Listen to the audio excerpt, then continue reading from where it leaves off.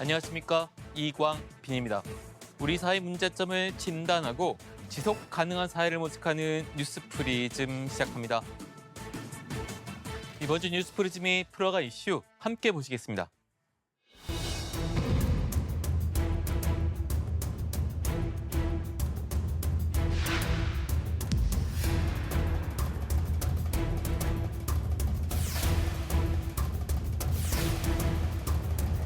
파견으로 이주 노동자들이 일하게 되는 거는 굉장히 이 안전의 책임을 지지 않는 상태에서 일을 하게 된다는 것이고,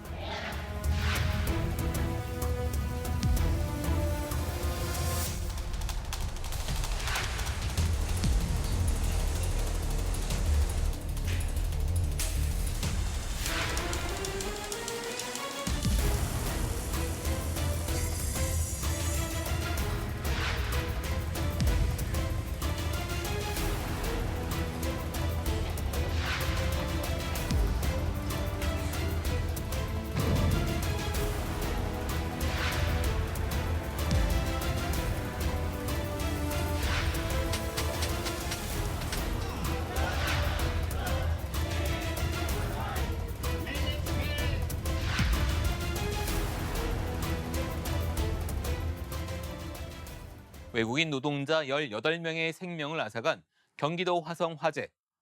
우리 사회의 안전 불감증과 외국인 노동자들에 대한 처우 문제, 외국인 노동자에 대한 우리 사회의 혐오 문제 등을 되돌아보게 하고 있습니다. 먼저 외국인 노동자들에 대한 불법 파견 실태를 이화영 기자가 살펴봤습니다.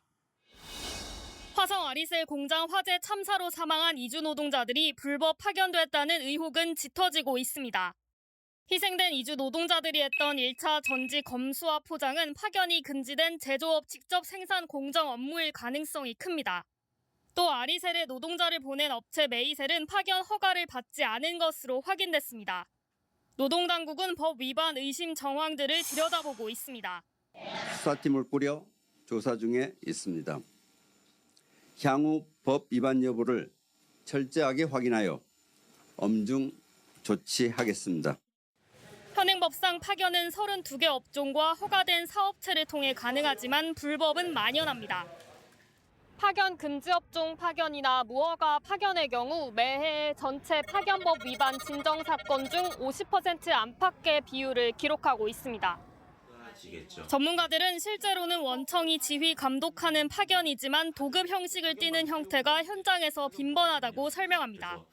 원청에서 특정한 금액을 제시를 하면은 그 하청 업체가 그 금액을 수용하지 않을 수가 없잖아요. 사실 불합리한 그 금액을 이제 수령한 이제 하청 업체는 당연히 거기 소속된 노동자들한테 원청에 있는 노동자들보다 안 좋은 노동 조건을 제시할 수밖에 없는 거고. 내국인들의 중소 제조업 기피로 이주 노동자들이 점점 더 불법 파견자 자리를 메우는 현실입니다. 이주 노동자들은 파견이나 도급 등 고용 형태를 알기가 쉽지 않아 문제가 더 큽니다.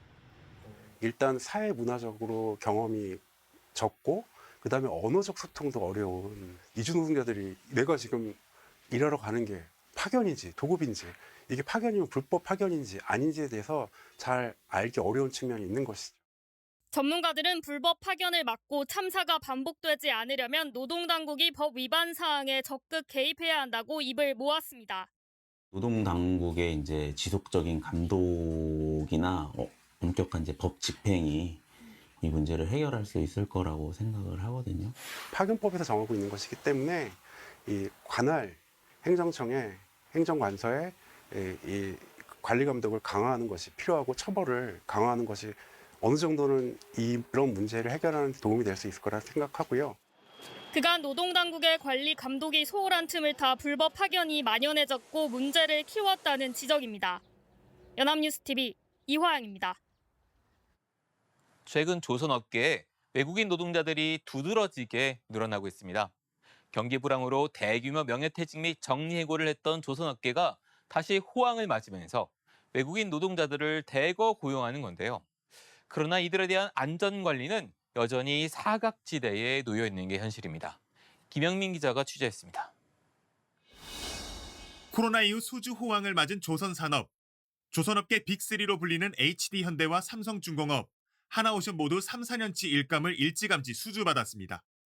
하지만 2016년 조선업 구조조정 이후 약 10만 명의 노동자들이 대거 빠져나가면서 정작 배를 만든 일손은 부족했습니다.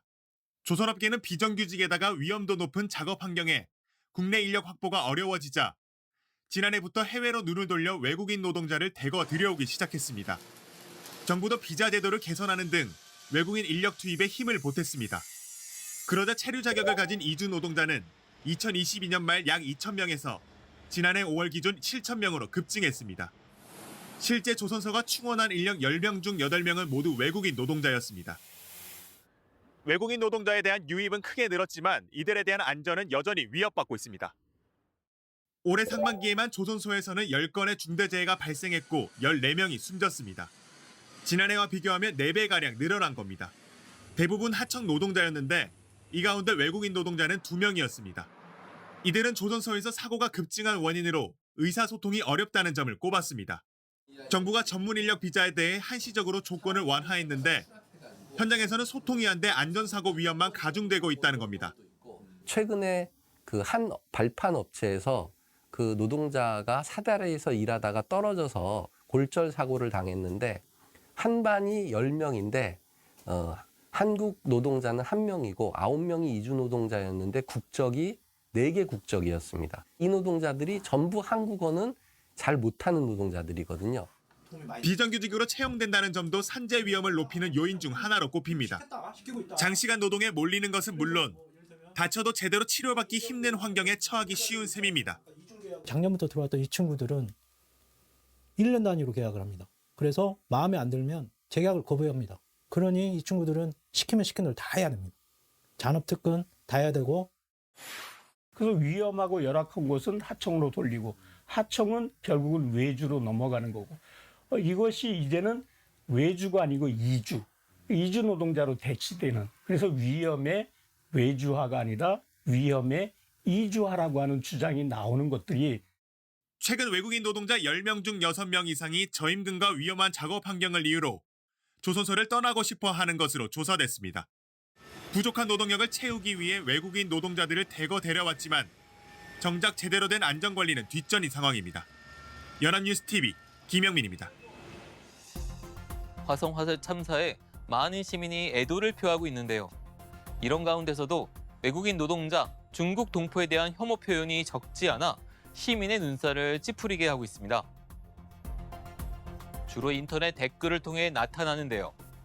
혐오 발언에 대한 2차 가해를 지적하는 기사에조차 혐오성 댓글이 넘쳐납니다.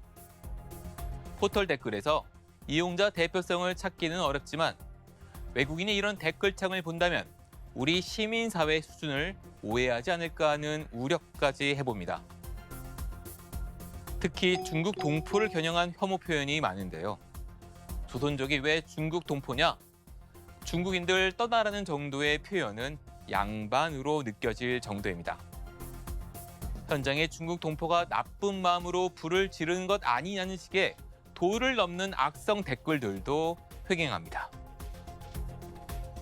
외국인 노동자에 대한 혐오, 증오 댓글은 무시하기 어렵습니다. 당장의 시민사회의 건강성을 떨어뜨리기도 하지만 이주 노동자와 이민자가 더욱 증가할 수밖에 없는 현실에서 혐오와 증오의 싹을 키워선 안 되기 때문입니다.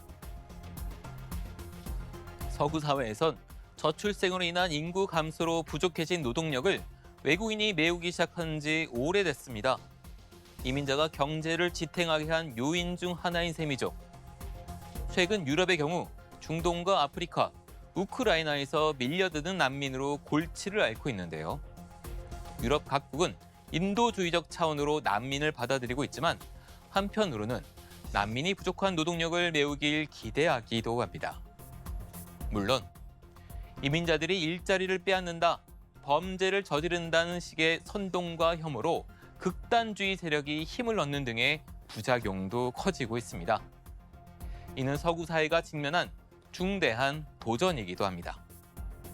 제가 독일 수도 베를린에 특파원으로 있을 때인 2018년 유럽에서 아시아 여성들에 대한 성적 대성화를 비판하는 전시회를 취재한 적이 있는데요.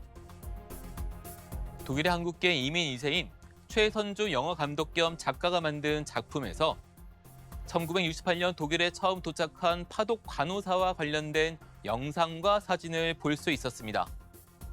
영상에서는 간호사들과 함께 비행기에서 내린 독일 매니저에게 한 독일 방송사 리포터가 다가가 몇 개를 더 구할 수 있느냐고 묻는 장면이 나왔습니다.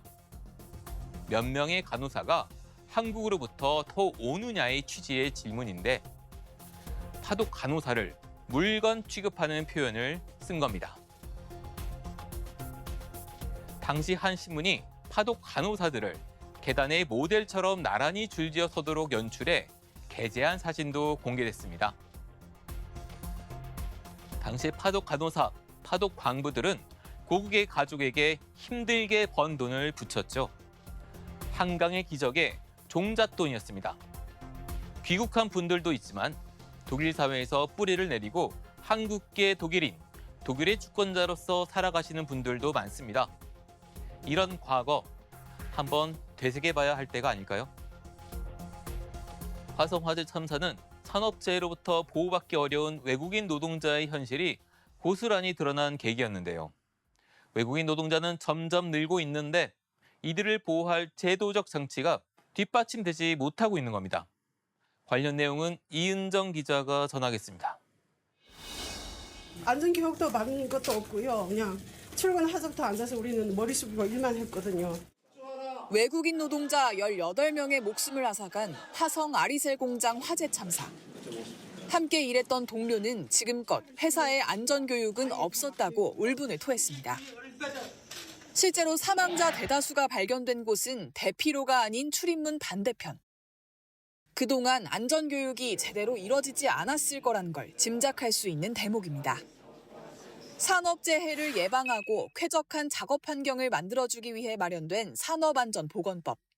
사업주가 근로자에게 정기적으로 안전보건 교육을 실시하도록 하고 특히 위험한 작업일 경우 필요한 교육을 추가해야 한다는 내용이 골자입니다. 일용직 노동자나 외국인 노동자도 예외가 될 순 없습니다. 하지만 구체적인 교육 내용이나 형식까지 정해져 있진 않아 실제 현장에선 형식적으로 이뤄진 게 현실입니다. 한국말이 서툰 외국인 노동자들이 사각지대로 내몰리기 더욱 쉬운 구조인 겁니다. 혹여 사고를 당하더라도 보상을 받기까지 첩첩산중입니다. 파견 외국인 노동자들은 4대 보험과 같은 각종 사회보장제도의 보호를 받지 못하는 경우가 있기 때문입니다. 아리셀에 인력을 보냈던 메이셀은 4대 보험 중 국민연금과 건강보험은 가입했지만 고용보험과 산재보험은 가입하지 않았습니다. 그렇다고 길이 없는 건 아닙니다. 산재보험을 가입하지 않은 사업장이더라도 근로복지공단이 직권으로 조사해 외국인 근로자의 피보험 자격을 판단합니다. 불법 체류자라도 산재를 당한 경우 절차를 거친다면 보상을 받을 수 있는 겁니다. 그런데 한국보건사회연구원이 발간한 보고서를 보면 회사의 승인 없이 산재 인정을 받을 수 있다는 사실을 알고 있느냐는 질문에 알고 있다고 답한 응답자는 28.8%에 그쳤습니다. 대부분 외국인 노동자들이 이런 사실을 모르거나 알아도 언어 장벽, 고용 불안 등으로 실제 보상을 받기는 쉽지 않다는 지적이 나오는 이유입니다. 국회에서도 외국인 노동자에 대한 관리 감독이 소홀했다는 질타가 잇따랐습니다. 값싼 임금으로 외국인 노동자 채용을 늘리고 있지만 산업 안전은 뒷전인 후진적 모습이 그대로 드러나는 게 참사입니다. 대부분 일용직 파견 외국인 노동자이기 때문에 이런 교육하는 것 자체가 쉽지 않았을 거다. 산업 현장에서 외국인 노동자가 계속 늘고 있는 만큼 제도적 보완이 뒤따라야 또 다른 참사를 막을 수 있다는 지적이 나옵니다. 연합뉴스TV 이은정입니다. 화성 화재 참사를 계기로 외국 언론들도 우리나라의 외국인 노동력 의존도를 집중 조명했습니다. 뉴욕타임즈는 수십 년간 낮은 출산율로 고통받아온 한국은 점점 더 현지인들이 기피하는 일자리를 채우기 위해 이주 노동자에 의존하고 있다고 전했습니다. 파이낸셜 타임즈는 한국은 노동환경 개선 노력에도 여전히 산업재해가 잦다고 비판했습니다. 저출생 여파로 경제 성장의 핵심 기반인 생산 가능 인구가 20년 후에 약 1천만 명이나 줄어들 전망입니다.